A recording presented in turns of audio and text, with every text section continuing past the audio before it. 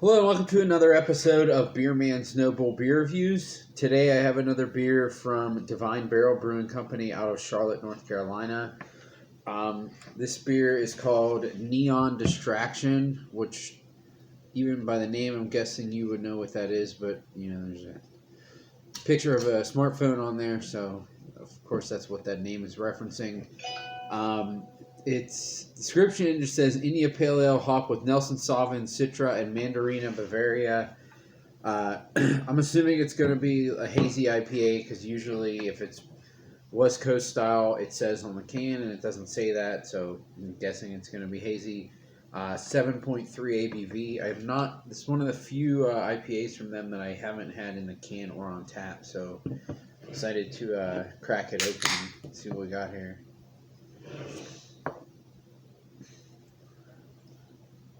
Definitely not West Coast. Or I guess I don't like that term West Coast because everything is. Even I don't really like New England style either. I think it's what most people judge it by is hazy or. But I don't like West Coast because beers like the classic Midwest IPAs like Headhunter I guess, but even more classic than that, like Two Hearted. I don't consider that a West Coast IPA. It's clean. You can see through it, but it's not West Coast. West Coast is very grapefruity, usually very bitter, not much malt backbone, where the Midwest IPA is kind of its own thing. So, anyways, I'll get off of that topic because that's not what this beer is. You can see it's a very, very hazy, darker golden color with a kind of a rocky white head. It's not like very full.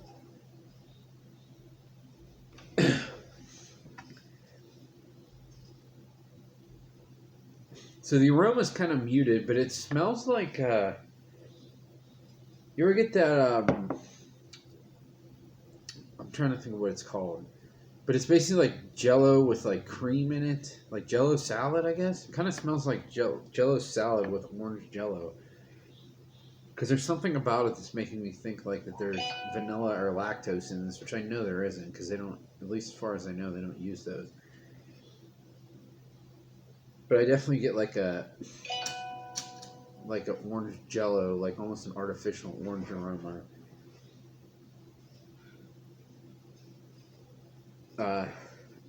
Very, very lightly like dank pineapple too. But the aroma overall is kind of muted.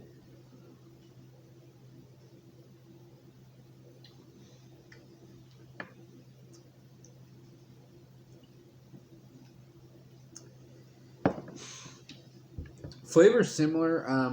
It does have that same whatever I was perceiving as like vanilla or lactose in the aroma.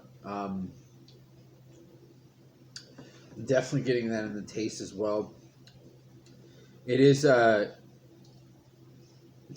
orangey and pineapple-y in the flavor, but it's not it's not like bitter orange peel or even like over ripened like dank, almost slightly dank pineapple. It's like candied oranges and candied pineapple, which I think that candy character kind of rolls into that like lactosey vanilla perceived sweetness that I'm getting out of it.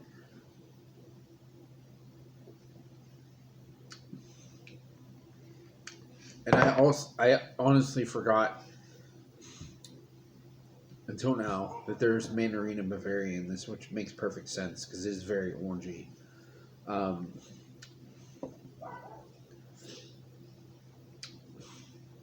Like I said, it has those perceived notes of like vanilla and lactose sweetness, but it's not overly sweet. I'm like, where I feel like some IPAs that are overly sweet, I'm like, this is gonna give me a headache as much as like a sweeter stout is.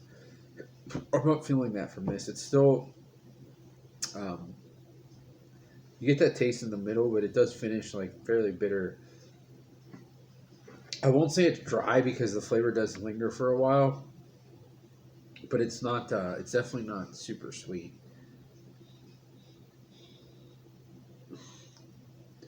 So I like their hazy IPAs for the most part. The only complaint I would have, and it's kind of a picky thing, but you know, if there's so many out there that you have to really be picky to like separate the good from the great, is the mouthfeel. It doesn't seem necessarily that they do anything too different with these versus their West Coast IPAs as far as like the mouthfeel and the carbonation. I mean, it is a little bit fuller and softer. It's probably a little less carbonated and a little fuller of a body, but it's not as big of a differential as like some other breweries. It's not like super pillowy. Uh, but overall, I think the flavor's spot on. It doesn't have that acrid hop burn that kind of takes me away from wanting to drink a hazy. And I mean, it's because I'm doing the video too, but I keep going back for more. So there's something to be said about that. There's some beers that are like super juicy, but they're also like super bitter, and I love drinking 8 ounces of it, but would I want to have a 4-pack of it? No way. This is one that I enjoy a decent bit in small amounts, but I could also drink several of these and not be like, oh, I can't handle this anymore. And I will not that 7.3 is super strong. It's not. I wouldn't consider that a double IPA, but this drink's a little lighter than that too, which is nice. It has a decent body, even though I said it's not. It's not super pillowy, but it's also not like watery either. It has a decent body, but it really doesn't have any booze character. Anything that I would say is even remotely sharp on the tongue is I would say it's from the bitterness and not really any alcohol. So I don't know what a 4-pack of this cost. I only bought 1 can, and it was at a place that has a pretty good markup. Usually it was $6 a can, so I'm guessing this is somewhere between $16 to $18 for a 4-pack, which is kind of the going rate for single IPAs. Plus theirs is no different. They're not super cheap, but they're also not gouging anybody. So assuming that it's in that range, I'm going to give this a buy.